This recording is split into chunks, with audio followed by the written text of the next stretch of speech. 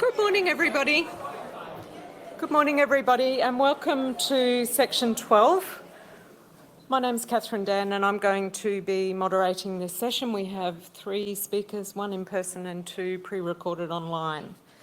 Firstly, I'd like to acknowledge that we are meeting here today on Ngunnawal and Ngambri country. I'd like to acknowledge elders past, present and emerging. I'm very privileged to live and work on this land. I'd also like to acknowledge the many countries from which we are meeting virtually and in person, and acknowledge any First Nations people who are with us in person or online. So we have 3 speakers today. We're going to take each of the talks in turn and then hold questions to the end. And today is all about engagement. I'm going to do a quick introduction of each speaker before they speak. So first up we have Kate Follington, who's the Head of Engagement and Communications at the Public Record Office Victoria, but she has a background as a story producer for radio in Canada and also working with museums on engagement, and just chatting to her now, a great deal of experience and research work that she's done in this area. She will be talking to us about archives for the culturally curious, which I love, the Public Record Office and the Victorian Archives Centre approach. I'm going to hand over to Kate.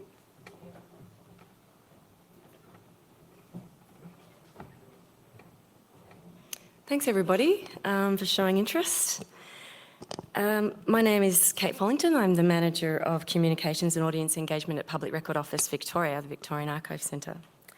First of all, I'd like to acknowledge we are on Ngunnawal country, and I pay my respects to their elders, past and present, and extend that respect to Aboriginal and Torres Strait Islander peoples here today. So this presentation really is about the strategy that I've employed over the last, 5 years to try and engage with new audiences in Victoria, and also online, of course, that may be interested in the Victorian Public Record collection. And I guess my approach has always been that we don't need to choose between a deep researcher who may be doing deep historical research and someone that might prefer a lighter touch, someone who might actually engage with our collection for a moment, who may want to ponder or enjoy nostalgia for the day or share their memories. We can actually engage with both very successfully. And in particular, I'm interested in underrepresented voices. So those voices of people who are often left off the historical narrative, urban history, those communities, trending topics and design. And those particular topics are of interest often to the culturally curious. The other thing that I noted when I started working in archives was really to find our point of difference. So we're not in a big institution.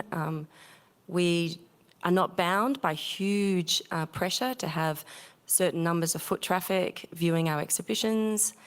We are not pressured, well, certainly at the Victorian Archives Centre, I don't feel any pressure to ensure I secure a family membership for the full year.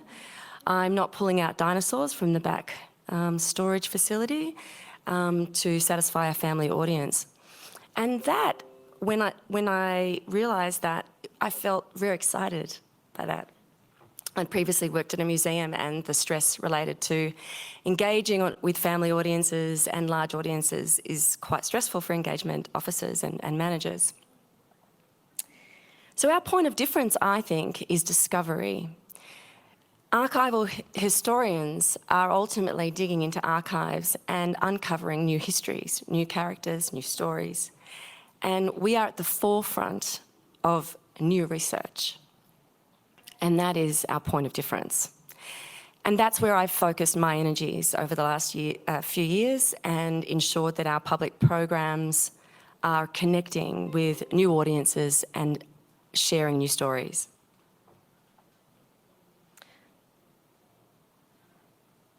Oh, next slide. So, of course, social media is the classic way, the easiest way to engage with large numbers of audiences on a daily basis. This is light touch engagement, no doubt about it. I actually call it single object engagement because in many cases, most of the audiences that are going to connect with our collections will connect with us over one object, and it will most likely be through social media, through Facebook, through Twitter, through Instagram, through LinkedIn. And we have curated streams, and I would recommend, if you haven't gone down this path, to curate streams. Every week the same theme. So we have behind the scenes, Fashion Friday, winner. Planes, trains and automobiles, really big winner. We used to have the crime record of the week, but there's lots of true crime experts out there. And this year, over the next year, we're going to look at diverse audiences. And that's because at a strategic level, at the business strategy level, we've agreed as senior managers, diverse voices need to be heard.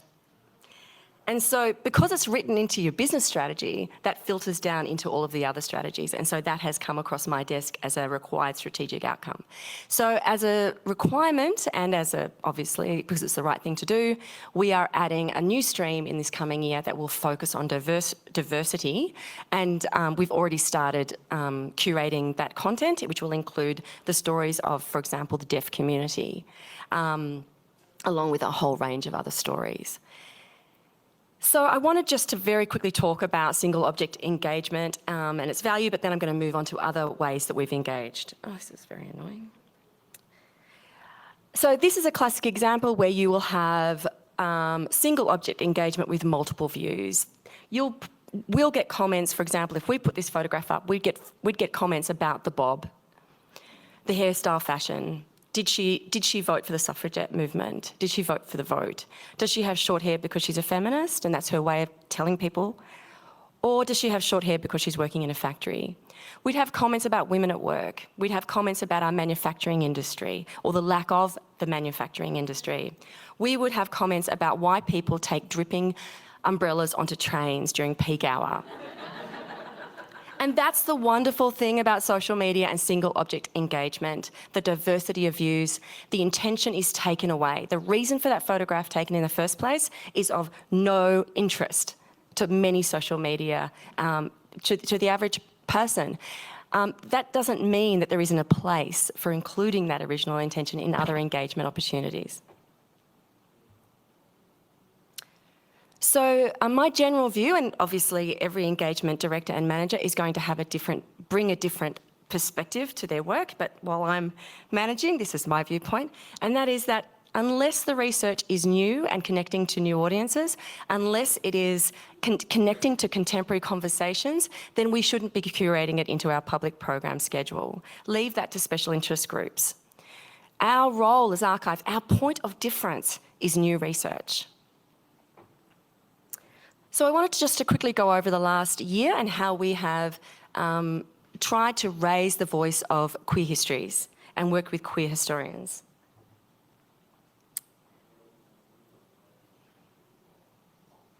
So we were very lucky. Adrian McCrory is a PhD student in transgender history, and they agreed to speak with us for our International Archives Day talk in 2021.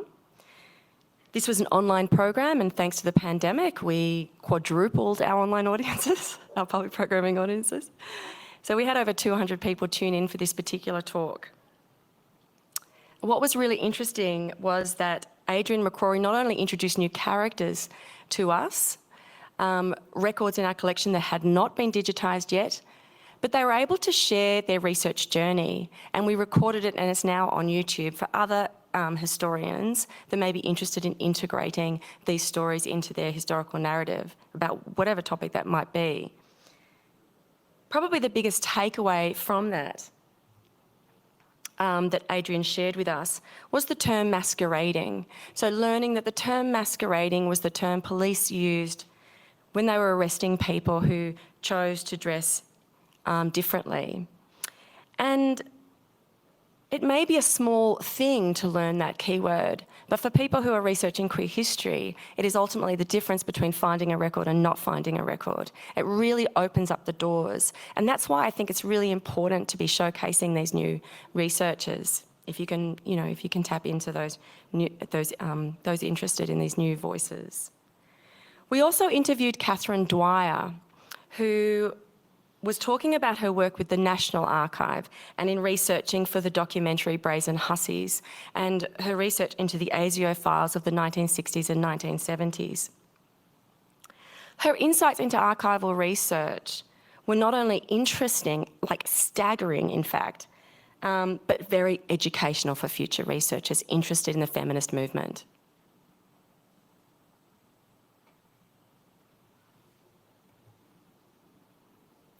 For International Archives Day this year, we invited Angela Bailey to come and speak to us about this very important report that was written during the pandemic. And it's 100 places and 100 objects of significance to the queer community. And in that report are 5 records from the public record collection. They weren't digitised, but now they are, and they're shared. We've put them up into Victorian collections to ensure that an aggregate platform is able to find them, so you'll be able to find them through Google search, but they're now also publicised on our catalogue. So these 5 records included court records of a divorce file from a man divorcing his wife because she was an intersex person, correspondence records about homosexual pickup spaces in Melbourne in 1901, a series of love letters between 2 individuals used as a case to prosecute a man for being homosexual, and if charged with buggery, as it was referred to in the colonial period, you would be publicly whipped. And there was another case that we had in our records that was a case where a man was publicly whipped. Now, all of these records are digitised and now accessible, and that is the benefit of speaking to people who are researching underrepresented voices. That's our point of difference. So this is one of the records. So this is the 1901 pickup spots around Melbourne. It says, "These following conveniences are always surrounded by such men."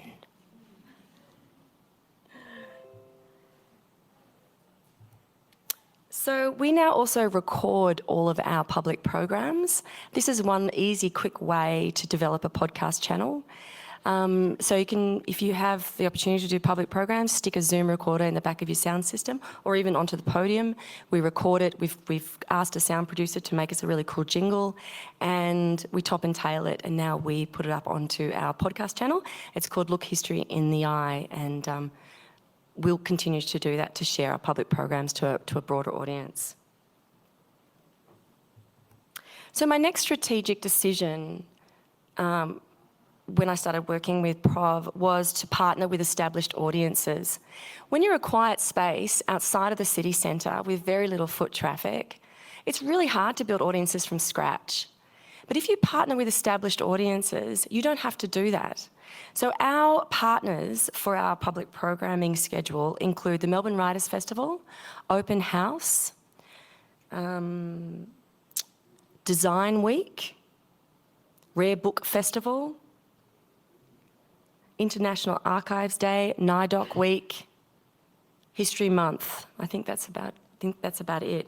And we still curate the program and we still have really interesting speakers speaking, but because we've tapped into an established audience and an established festival, we get the might and the power of a full marketing department behind us. And it really has been a hugely successful model to apply for our public programming when you have a small team and very little budget. So this year with Open House, we offer tours. We curate the tour to the theme of Open House, and I'm proud to say I found out this week that we were in the top 10 most appreciated tours for the Open House Festival of Melbourne. Yes. And also a good example of Melbourne Writers' Festival success was when we focused on Barbara Minchinton's research into the women of Little Lon, which she released that book last year, but she offered a sneak preview to the Melbourne Writers' Festival program the year before. And because it was work underway and it was new research, naming Carolyn Hodgson, who was Madame Brussels, and telling more about her story as a woman in the 1800s and a successful businesswoman, changing the context of who she is or was, that was really appealing to the Age newspaper. Now, it's unlikely I would have got a double-page spread in the Age if I'd hosted it at the Victorian Archive Centre as an individual program. But because it was linked to the Melbourne Writers' Festival, the journalists gave us a double-page spread, and it was one of the most successful programs for the Melbourne Writers' Festival that year, held at the Victorian Archive Centre. So that's a good example of like partnering and how successful it can be. So Design Week is another really good example. So we had Amanda Scaramaglia speak about Charles Treadle based on advertising design through the archive of the State Library of New South Wales. Virginia Blue, we discovered Virginia Blue is doing her PhD on cultural heritage with a focus on a particular architect called Howard Lawson. Now, Howard Lawson's architectural plans are in our collection. We didn't know the extent of his architectural plans in our collection, but she discovered them a few years ago, and she's now writing a book about Howard Lawson. Now, the interesting thing about Howard Lawson is that he has these apartment blocks, the particular apartment block called the Beverly Hills block along the Yarra River in Melbourne, and it's quite a famous architecturally designed apartment block, but he also introduced really repurposing buildings and also introduced the idea of ensuring there were social spaces in apartment blocks. This is way back, 1930s, 40s. So this is significant because it still connects to contemporary conversations and it also links into Design Week. So we have sort of this really nice synergy. And of course, looking into the future, we held a talk a few years ago on our Parks and Gardens plans, but invited the City of Melbourne Parks and Gardens team to join us on the panel. So we looked at how parks and gardens were designed in the past and then asked them how they were planning to design parks and gardens into the future, given the challenges of climate change. So my next strategy was to co-curate with community networks. And the reason that I did that is because, so I'll quickly whip through these. Our lobby gallery is quite a small space. It's not a destination gallery. So spending heaps of money on the gallery, I mean, I would still argue that's worth it, but one way to do something that's affordable is to showcase our photographic collections under a theme, which we do. So we do In the Shadows, Kin and Kind. We do fashion exhibitions, hair over history. And we pick photographs from various series and we place them online. And then we invite street photographers to go out to Melbourne and photograph based on the same theme. And then that means that our lobby has always got contemporary Melbourne reflected as well as historic Melbourne reflected. I think that's really important for people to come in and recognise that we are also capturing present day Melbourne. And a good example was during the pandemic. So we held an exhibition called The New Normal, and that put on show photographs of previous pandemics, but also vaccines like this one being produced by CSL.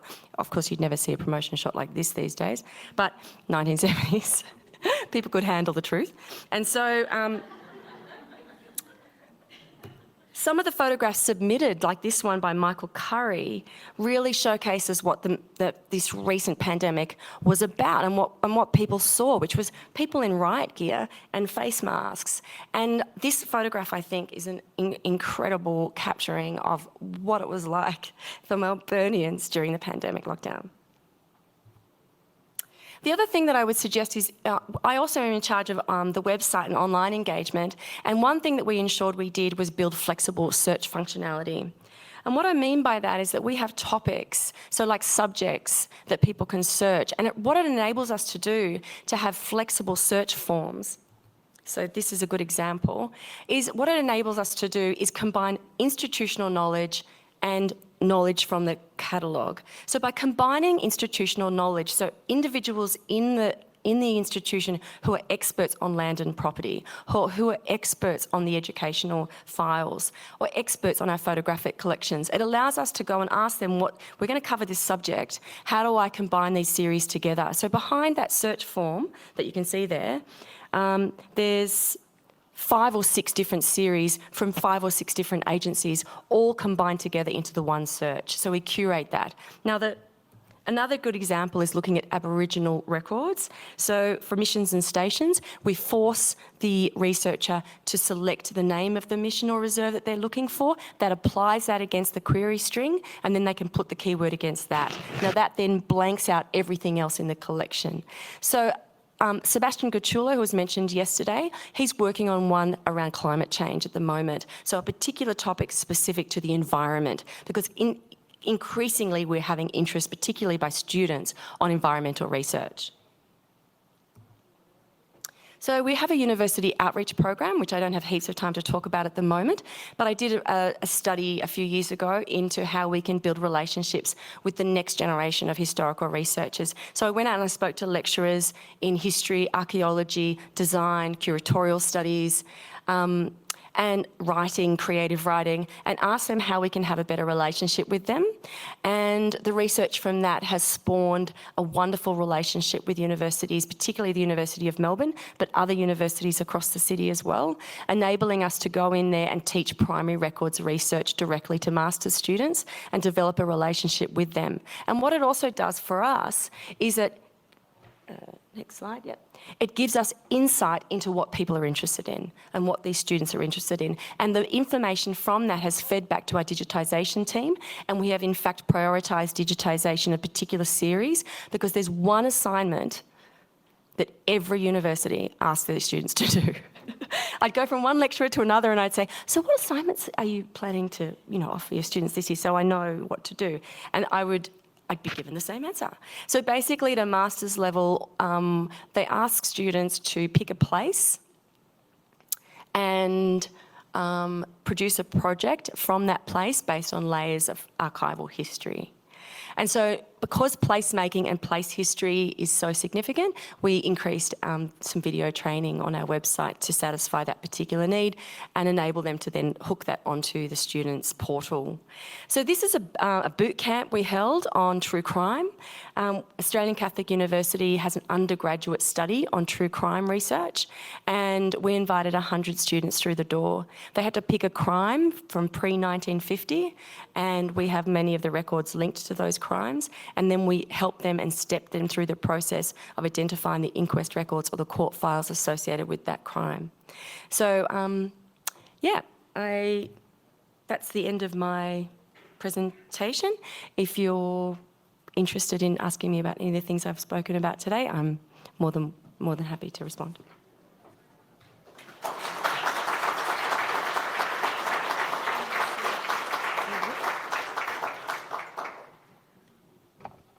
Wonderful. Thank you, Kate. So many ideas.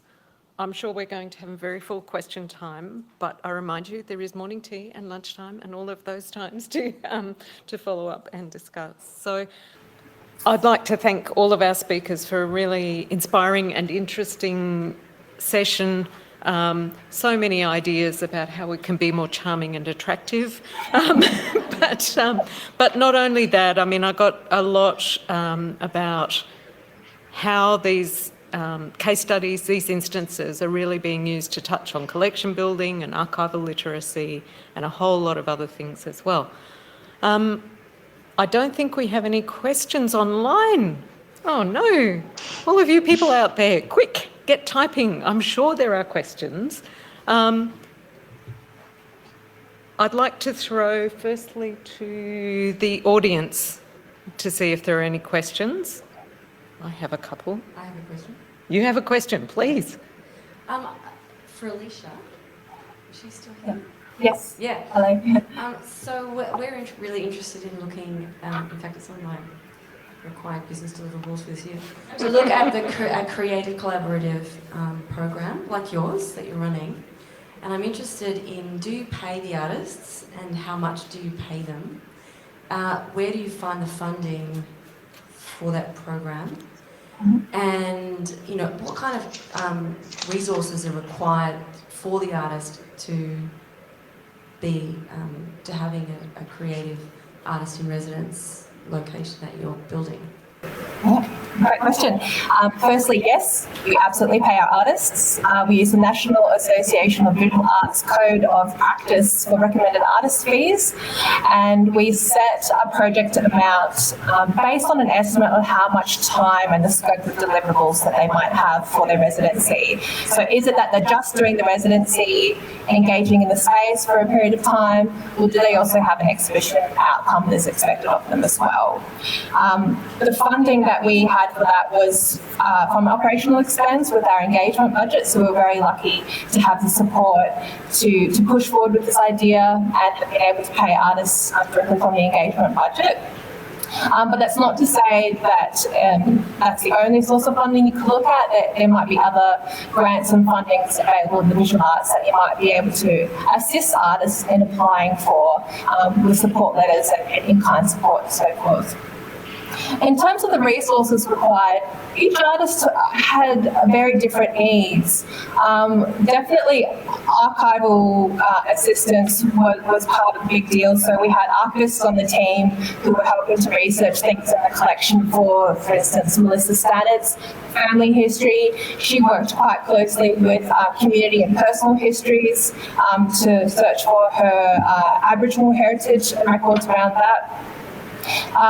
With Donna Davis, she became quite closely involved with our preservation team and was interested in the instruments that they used for documenting climate change within repositories, and that actually made its way into her final exhibition as well. With Matt Mawson, it was assistance with accessing those cabinet minutes which had already been digitised and helping him that way. And in terms of the team roles, it was about somebody who could liaise with the artists, guide them along, maybe act as a bit of a sounding board, and then have the skills to install an exhibition at the end as well. Yeah, it's a really interesting question actually about resourcing, and I mean it's sort of hard to ask, but it's sort of what, across the board, what sorts of resourcing do each of you have to devote to this, and then we'll come to questions from the floor. Kate, do you want to go first? What sort of... Oh, what kind of resources? Yeah, so there's me, and then I have a communications officer, and we also produce the Premier's History Awards each year, so 30% of her workload is dedicated to one major program. I have a programming officer, and she also supports the digital communications team, digital communications officer. So they work a lot in conjunction, and the programming officer also has multimedia skills, so she does the video, any video production, photography, that kind of work, and she also works internally supporting other programs that we might run, such as the Hamer Awards, and some of the grants. We also do media around our grants and awards program. So that's 2 staff members. And then I have a 3rd staff member who is a specialist in more innovative data-driven applications. So building one-off applications that help penetrate the collection. Yeah. Thank you. And Laura or Alicia, would you like to make any comment about resourcing? At Monash, it's just me doing all this. So there's only 4 of us in the team, and I started working on it while I was a placement student in July last year. And yeah, I've just taught myself how to do it. We don't have any specialists in any of this. Yeah, I hadn't hosted really much on social media, even in my personal life. I just figured it out as I went along. So that's all I have to say on that. Yeah. Alicia, you talked about building a team. Yeah, absolutely. Engagement team has an incredible group of people with highly specialist skills and knowledge. So there's digital engagement officers with skills in communication, social media, videography, animation, graphic design. We've even been able to explore technology with VR and AR and exhibitions and so forth. There's one public programs officer who sort of coordinates events, workshops and exhibitions in that realm, and 2 archivists as well, which are very helpful with research, but also taking up roles with Memory Lounge and volunteering as well, sort of spreading their wings in that sense too. Thank you. Okay. We might move to the questions from the floor. There was one down here. Carol?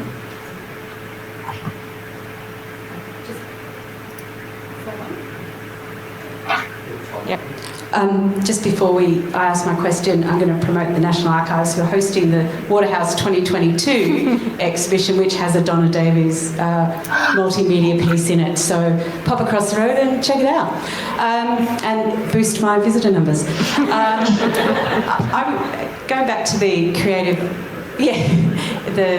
in residence. I'm going to ask a really boring management question. What about the security and kind of management of people outside of the organisation into the collection areas and things like that?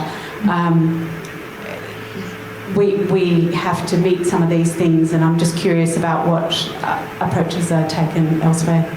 Yeah, sure. So when we've had artists like Matt Mawson set up in the foyer, that's a public space. We do have 24/7 security and somebody on the front desk and security near the foyer. So he was set up and then was able to sort of work independently once that was all done. Other artists who weren't sort of on show, so to say, if they were requiring assistance with doing any sort of research in the repositories, they were always accompanied by a team member and would be escorted both in and out of the building. And artists like Donna and Melissa, they actually did a lot of research at QSA and then took that home and did their making in their own studios. Thank you. Katie? Hi, I'm Katie Bird from the University of New South Wales. This question is for Laura. Just sort of a little bit of follow-up on Catherine's question around resourcing.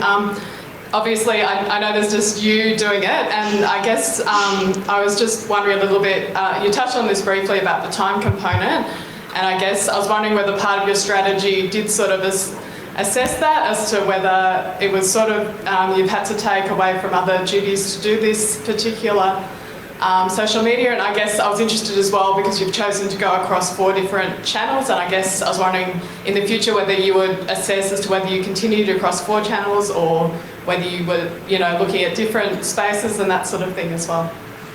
Well, the second part of that question, most of what we post across the 4, except for YouTube because it's its own thing really, we just really post the same stuff.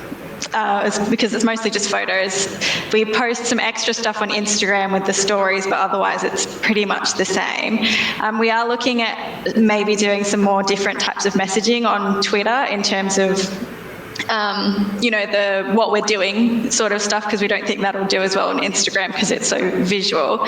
But with the time, it's a bit interesting because I only came into the archives in September last year, and there were just the 3 of us, but our digital archivist came back from maternity leave, so there's 4 of us now. So it's, I started doing this, so I can't really comment on, taking away from other things that we were doing. But I did most of the planning at the start of the year, so I don't spend a lot of time on it now. I just sort of check on it as things go up. I schedule several weeks in advance, so it's not taking a lot of time out of my day-to-day activities. So that'll change a bit in the next few months as I'm planning for next year. But yeah, because I only came into the archives at the time we were starting to do it, I can't really say what it's taken away from, if that makes sense. Yeah. Did we have any questions online? One? Would you like? Oh.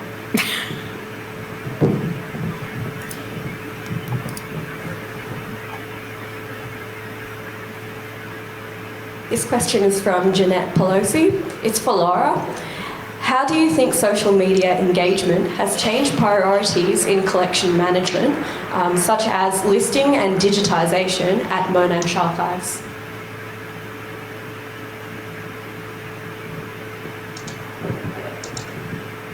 Sorry, could you just repeat that again? I just got lost on the live stream. Sorry, just 1 sec. How do you think social media engagement has changed priorities in collection management, such as listing and digitisation at Monash Archives? So a lot of what we're posting is already digitised. We've got quite a database of digitised images. We are digitising anything that we come across when we're doing accessions if we think they'd be interesting on social media. But in terms of broader digitisation, because we don't have a data, like our access management isn't accessible to everyone, it's not really a priority to digitise things to make them accessible right now, apart from on social media. And we're also not a collecting archive, we're technically a corporate archive within the university.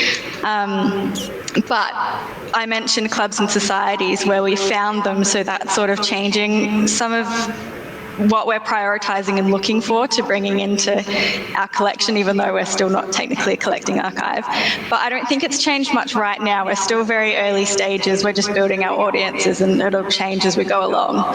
Hope that answered that question. Are there other questions from the floor?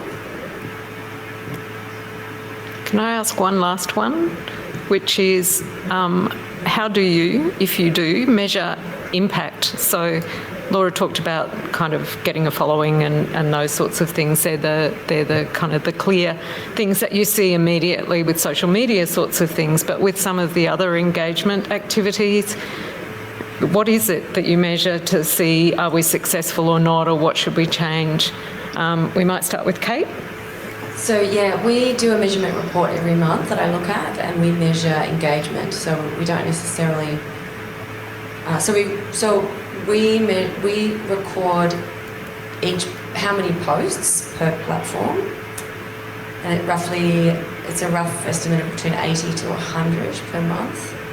And I measure the engagement, so that is interactions, comments, and shares. So they've got to literally engage with it in order for me to see it as true engagement. I don't measure reach because it's off the charts and it's meaningless. And how do you measure some of those multiplied? 10,000, 20,000. Yeah. I mean, it's also like how a number is going to be meaningful to you as a manager, and you have to determine what measurement is actually going to help you consider it a success. Measurements that we used to do, say 5 years ago, where it was about reach, were just irrelevant because they were so big. But engaging, I can see straight away. So if we go, for example, from 5,000 engagements a month to suddenly 2,000 engagements a month, then my question to my staff is why? What happened? If it goes from 5,000 to 10,000, I want to know which post went viral, so I can keep an eye on what content is getting a response and what was it about that content. It just helps me as a manager keep on top of what's trending. Yep, that's great. Laura, did you want to comment, or Alicia? Laura first. Well, I guess where we're different because we're little is that we do look at that reach number, because we're not getting the thousands and thousands. If it is up to the thousands, that's really good, and that shows that it is getting across the platform. So we are looking at those numbers, because sometimes we aren't getting the engagement as much, but we can see that it's being seen, which is important to us at the stage that we're at. But we also see it as, the engagement, as I talked about, with who we're actually connecting to, both on social media with direct messages from the clubs and societies and the other relationships that we're building. So that's how we're looking at it. And Alicia, did you want to make a comment? Yeah, sure. Well, especially in pre-COVID days, bums on seats, attendance numbers were pretty important. A lot of things shifted online, of course, in the last 2 years. So online attendance has been crucial, especially as we do record and share things afterwards as well. We do track social media and online engagement quite closely, so comments, likes and shares and trends in that space. And we're always interested when we have new audiences come along. So if we have an event and somebody says, oh, I've never even been here before, I see that as a measure of success. Very good. Okay, I'm sure there are many more questions, but it is time for morning tea. Thank you all. Can we all thank again our three speakers?